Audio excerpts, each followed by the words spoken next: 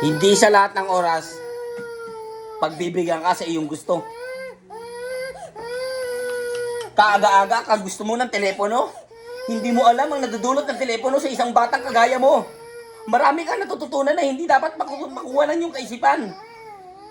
Sana maunawaan mo, anak, na itong aking pagdisiplina sa iyo ay natatangi lamang sapagkat ang aking puso ay sugatan sapagkat ikay nakikita ay aking tuluyan na nalalaman ng iyong kaisipan ng katiktukan.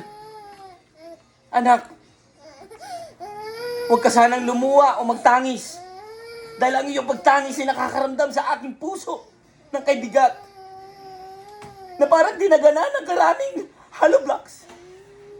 I'm sorry, my daughter, my sister, my grandfather. Close my heart. My trusted to you. Lahat ng aking ginagawa ay para lamang sa iyo.